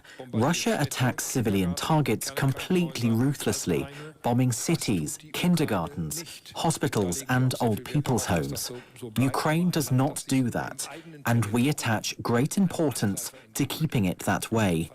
But a country that can only oppose an attacker on its own territory is not defending itself adequately. The Kremlin said the lifting of range restrictions would be a dangerous move. World News from the BBC. The Nigerian army says an explosion has occurred near a military barracks in the capital Abuja. There are reports that the person carrying the explosives died. Another who was injured is being treated in hospital. The Iranian filmmaker Jafar Panahi has been given a hero's welcome on returning to his homeland after winning the prestigious Palme d'Or at Cannes. His winning movie, It Was Just an Accident, portrayed torture in Iranian jails, and there had been fears he might face trouble on entering Iran 2 years after leaving it. But his return passed without incident. Footage showed online showed Panahi cheered by supporters inside and outside the exit at Tehran's international airport. The 64-year-old's films have previously landed him in prison in Iran. King Charles has arrived in Canada for a short visit that will include the state opening of Parliament on Tuesday. His presence is widely seen as a pushback against President Trump's threats to annex Canada as the 51st US state. The King and Queen Camilla were greeted by the Prime Minister Mark Carney, who extended the invitation. Ghana's foreign minister has temporarily closed the country's embassy in the US. It comes after an investigation uncovered an alleged scam targeting visa and passport applicants. More from Andrew Ochieng. In a statement on social media, the foreign minister said Fred Kwateng, a member of staff hired locally in Washington, D.C. to the embassy's IT department, had allegedly created a link on the embassy's website which diverted applicants to his own company. For at least 5 years, he and other suspects allegedly received extra charges which they kept in a private account. Mr. Kwateng has been dismissed and all the Ghanaian staff at the embassy have been recalled home. The government says it's yet to determine how much the fraudsters made. It says the embassy will reopen in a few days after a restructuring and overhaul of the system. BBC News. Opinions expressed on Straight Talk with Austin and Ellio do not necessarily reflect or represent the views of Stingray Media, its staff, or contributors. Callers to the program accept full responsibility for the views expressed. The show host and affiliates are not liable for any statements made or any harm claimed. All callers to the program indemnify Straight Talk from all claims. Offensive, defamatory, or unlawful content will not be tolerated. Be a part of the conversation by calling 745-2626. Now, here's Straight Talk with Austin and Ellio on Bobo 103.1. And welcome back, K-Man, to more Straight Talk as we move into our final, give or take, 23 minutes. Time in studios now, 7 minutes past the hour of 6 o'clock. And the phone lines remain open, 745-2626 on this Open Mic Monday here on the program. Again, just recapping our previous conversation. No comments, no feedback, and no negative articles coming from the media as it relates to the environmental consequences of the proposed airport's expansion proposition, which includes, again, a destruction of potentially 22 acres of marine habitat in Grand Cayman, and further environmental consequences in Cayman Brac and Little Cayman. Little Cayman, perhaps even more so, because it's not even talking about expanding on the current footprint, but perhaps building an altogether new airport somewhere else. And I didn't realize Little Cayman had that many building options for an airport, given its relative size. But again, for more information, you can log on and find the keywords Airport Master Plan, which is available online. Document published on the 14th of June. There will be 3 public meetings scheduled on all 3 islands beginning tomorrow, the 27th of May at 5:30 p.m. at the second floor of the Owen Roberts International Airport. On Wednesday, the 28th of May, it moves to Cayman Brac at the Alexander Hotel. And then on Thursday, the 29th of May, to the Little Cayman Beach Resort. Meetings will begin at 5:30 and run until 7:30 p.m. The public is being invited to participate in this public consultation period, which I believe runs until the 6th of June. Here on the program, as we offered up on the cruise infrastructure conversation ahead of the referendum, we offer up the same platform for discussion on the airport expansion project, but not surprising. It has been crickets only and no comments, either for or against. Some quarters might say silence implies consent. If you've got no objections, it must mean that you approve the projects. What we have learned from the outline business case that we were just talking about, that this project, unlike the unknown price tag for the cruise infrastructure, which was voted down or against by the public or the registered voters at the during the last general election, this is a mirror image. This project, in the region of $1 billion, but with financing costs, could get you closer to $2 billion, and all of those monies will come out of the public purse.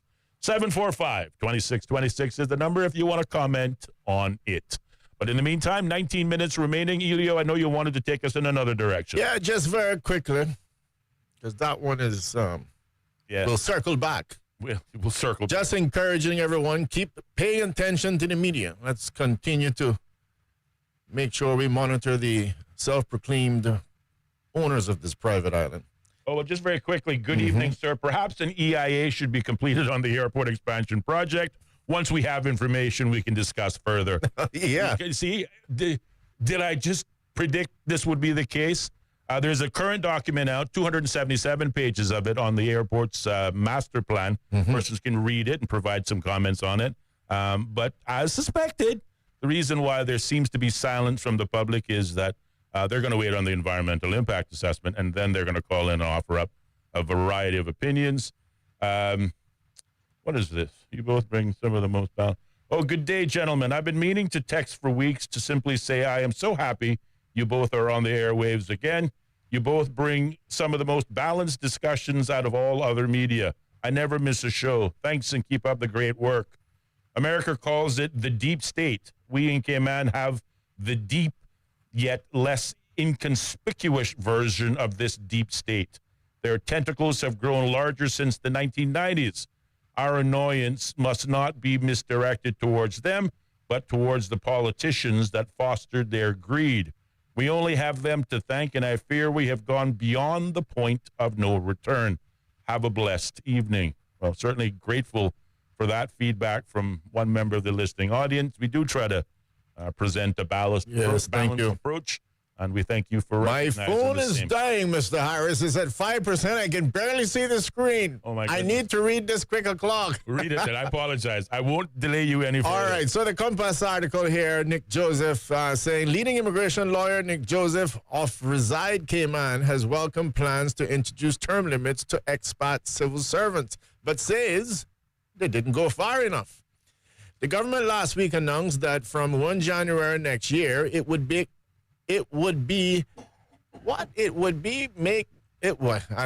let's get that in English. It would make non-Caymanian civil service employees subject to a similar immigration rule as those that apply to work permit holders, noting that long-term disparity between the immigration rules for expats in the private sector and those employed by government. Joseph told the Compass, quote, I do think that basic fairness demands that we implement and maintain rules that are appropriate and proportionate and can be applied fairly and consistently to everyone, end of quote. God bless him. Describing the existing system as, quote, rules for thee, but not for me. Joseph said any imposition of such rules should, quote, only limited occurrence in a modern democracy. Again, speaking to the inequities that exist between the civil service and the government. Now, what I also find interesting in here is he talks about the fact that Joseph noted that under the British Nationality Act, any child born in Cayman to an expat resident is entitled to a British overseas territorial citizenship Cayman Islands passport once the child reaches the age of 10. If he or she has remained here since birth, once that has been attained under Cayman Immigration Transition Act, that child then has the right to reside permanently in Cayman. Again, he talks about this because of the fact that these individuals, again, there's a little bit of lack of clarity that at least my colleague and I do not have in terms of some of the specifics here. But we are drawing certain inferences, and those inferences now is that the clock starts on 1 January 2026 that says from today we will start counting to a point that you are going to have to be rolled over, which means all the people now behind the fence still gets to stay. Still get to stay. And again, I will stress where it's not ideal, it's still better than nothing, but it still poses potential problems. One of the things that Mr. Joseph talks about here is bear in mind that any one of them having a child right now, 6 months or older, that's in the country and stays here for the next 10 years, that child in itself is entitled to BOTC, British Overseas Territorial Citizenship. So interesting stuff coming there. We have invited Mr. Nick Joseph to come on the program. Brilliant man, brilliant Caymanian. And we want to have him here in the studio to give us some more insight. And he'll be here, God's willing, on Wednesday, the 28th of May, hopefully at 4:30. Absolutely. Well, I did find the article interesting. Mr. Joseph also went on to point out what I assumed was perhaps a mirror image of some of the thoughts that I had last week. Obviously, we support the government proposal happening in their first 100 days to level the playing field, to introduce a term limit policy in the public service to mirror that which perhaps has existed in the private sector for some time. We think it's a step in the right direction. Absolutely. And last week, I was reluctant to pour what I call cold water on the proposal in the context of the parts of this policy. Throwing cubes of ice on there, Austin. That, again, we don't know about. The finer details of this plan haven't been released. Some would say only the high-level aspects of the proposal were announced by the Honorable Premier in conjunction with the Honorable Deputy Governor, who, again, last week we played at least 6 minutes of commentary coming directly from them. But to my colleague's point, if this new term limit policy does take effect on January 1, 2026, and presumably it follows that of the private sector, then persons in the public sector will have 9.5 years in which to decide whether they want to stay or they want to go.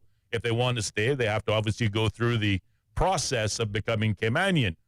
My argument is, though, if that timeline, that rollover begins only next year, then those persons who are already employed and may arguably have been employed for upwards of 7 or 8 years, theoretically could use this opportunity. Before, maybe they weren't planning on staying here forever, but they didn't have to worry about it because the rules that affected the private sector never affected the public sector. So it was a worry they didn't need to have.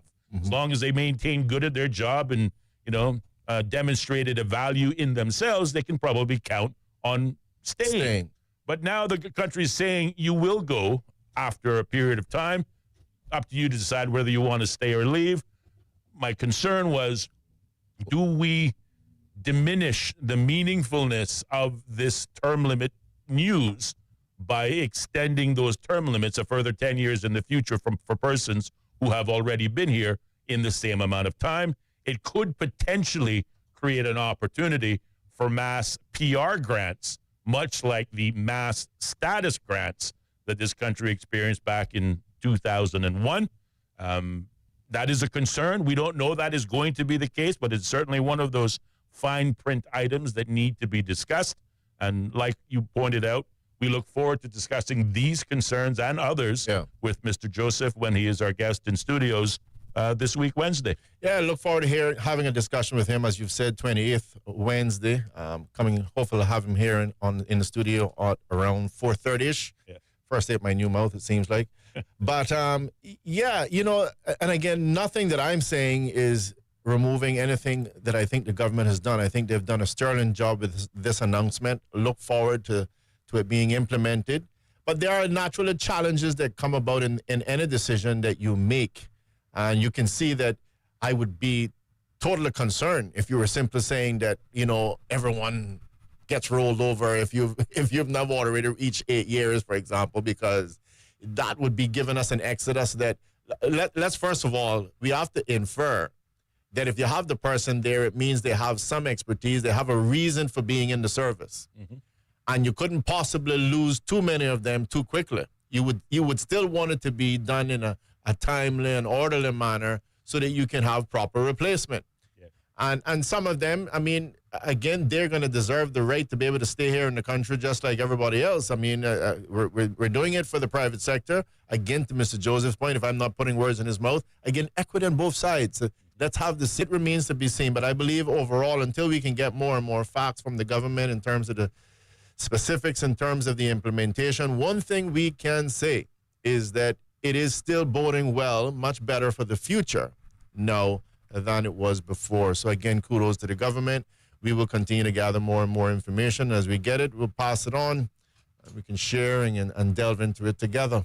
But I think it's important also to point out that, whilst everyone that I've spoken to since the announcement was made last week by the government, commending and, really applauding the National Coalition for Caymanians for fulfilling what was, a very hot button item during their election campaign and amongst one of their election promises, it is important to acknowledge that all has happened is an announcement. In order for this term limit policy to be implemented, it shows you how dry the ground is, Austin. Quite right. We're just dying for something. Yes, give us something, please. Anything. Again, we'll take it. There is still the need for legislative changes. The government will have to go to, first of all, itself, caucus, and devise how this term limit policy will look like. In cabinet, they have to determine some of the finer aspects. They then have to take those finer aspects and propose it to the legal department, who will come back with a draft legislative changes or draft bill. That bill will then have to be taken to the Parliament of the Cayman Islands and debated and voted on before the term limit policy can take effect. So whilst the government has promised that this term limit policy will commence in January of next year, that presumes that all of these other stages will take place over the next 8 months or so. And for what it's worth, I will give them the benefit of the doubt. I would like to believe that they've sat and they know those things and that they're going to go forward with this in a timely manner, knowing that they have that deadline to meet, Mr. Harris, of 1 January 2026. So, yeah, but you're right. It is just a promise right now. We know what they say about promises. But I will take the government. I think we all should take them at face value. They made some promises during the campaign, and they seem so far to be following through. It's at least more than I've heard from many governments in terms of, whether it be looking to identify the jobs for Caymanians only within the civil service, and again, trying to move government outside of this bubble. Everything seems to be happening to government is a total different bubble. Government pays a different amount for pensions. Private sector is paying something. Trust me, it's bubbles over there. And it is good to hear the announcement. And I'd like to take them at their word. I think that they have, to my colleague's point, given enough the framework is there. They'll work out all the definitive stuff over the next couple of weeks and months and get the legislation, et cetera, down to the parliament so that everything is ready for a get-go on 1 January 2026. That confidence we will have until we see otherwise. 6:22 here up in the studio. Just a minute or two. Well, we just have a comment from the listening audience on the WhatsApp line. Of course, we talked about our fear, call it pouring cold water or rubbing ice cubes on the subject, that there could be an opportunity for mass PR grants on this term limit for the civil service, similar to this mass status grants that occurred in 2001. But a listener takes us perhaps a further reminder, and I read it just as a reminder. The immigration law allows Cayman status to those who have been legally and ordinarily resident for 15 years. So the 9 years could get a number of civil servants to Cayman status by getting to year 15. Currently, the private sector expatriates at year 9 has to either apply and obtain PR or they have to leave. This extension could get many civil servants to year 15 and therefore entitle them to Caymanian status. Cayman status is 5 years after you receive British Overseas Territory citizenship or 15 years legally and ordinary resident.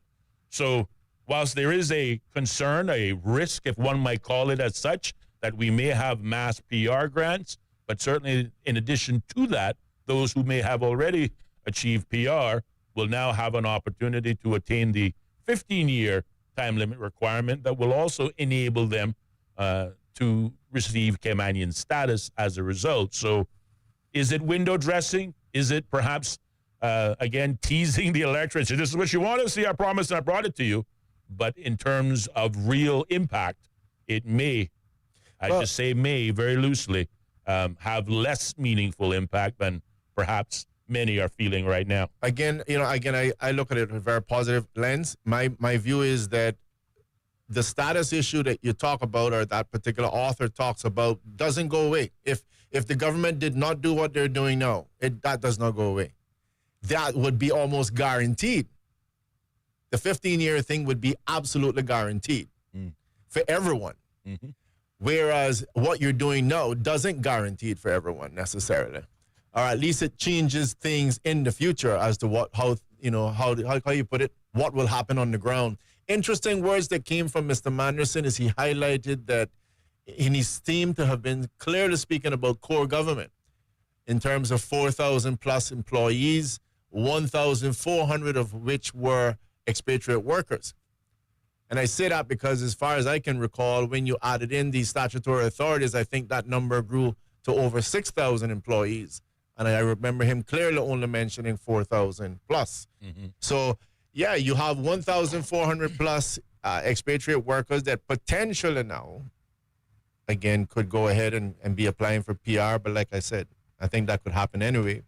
And at the minimum, we walk away with something saying that we can end up with a significant change. Now, I am curious as well as to see why the 2-year break. I'm not sure what that is. I'm not sure what that's all about. And I imagine that we might be seeing something similar happen in the private sector. No, you're absolutely right. According to the Economic and Statistics Office, as of June last year, out of the 4,810 civil servants in Cayman, 30.7%, or 1,479 were non-Caymanians. Okay, there you go. So there you have it. Some accuracy there. So, well, again, just using the ESO as some guidance on this point, but these are the numbers they would apply. And again, the writer goes on to make the point that even if persons in the public service don't have PR, but if they've been working in Cayman for 6 years and they remain working in the country for up to the 9 years, as we understand this term limit policy will be, they don't need to have PR to get Cayman status. They don't need what? They don't need PR to get to be entitled for Caymanian status, having lived here for 15 years. Sounds like we'll have lots of questions for Mr. Joseph. Yes. See if we can get some answers on Wednesday. But also to your point, it doesn't necessarily make things any worse. Yeah. Because in the absence of it, they certainly still would have had that opportunity. It doesn't make it worse. This is an improvement on the former circumstance. Definitely. So we can still remain positive that the move by the government is a good one. Absolutely. Because for clarity, it means right now, had the government done nothing, it would mean that somebody can get in there and say 8, 10, 12, 16, 20 years. Doesn't matter. There's no rollover in the government. That's the present state of play on the ground. So somebody coming and putting an app and says, as of 1st of January 2026, a clock will be counting. This will never happen again. Clearly has to be a step in the right direction. Indeed. Clearly has to be a step in the right direction. Better than what we have now. We will expand on this discussion on Wednesday with our guest, Mr. Nick Joseph, who we look forward to hosting on the program, and want to encourage members of the public to add it to their calendar, and we'll certainly continue this conversation. At 27 minutes past the hour of 6 o'clock, I guess we got to start wrapping things up, but I will, for the benefit of those who are interested in learning more about the airport's expansion plan, there will be public meetings starting tomorrow at the Owen Roberts International Airport, second floor conference rooms. It then moves to the Alexander Hotel on Cayman Brac on Wednesday, and then to Little Cayman on Thursday. All meetings are scheduled to begin at 5:30 and will run to approximately 7:30 p.m., depending on A, the participation, and B, obviously the feedback in terms of questions. So far, the media, all we hear are crickets. So maybe that'll change, maybe that it won't. 40 seconds remaining. Any final words to leave with our audience? Nothing else other than to say it's been a wonderful conversation as usual. And as I mentioned earlier on, we're in some interesting times. And I want us all to sit back and monitor the media. Quite right. Let us see where it takes us. Indeed. Where they're Will trying they to guide be our minds. consistent, or, again, should we expect some not so surprising some variances? Some variances, indeed. Thank you all for tuning in. Encourage you to tune in tomorrow and each and every weekday evening at 4:30 for Straight Talk, brought to you exclusively by your favorite Bobo 103.1 FM. See you tomorrow.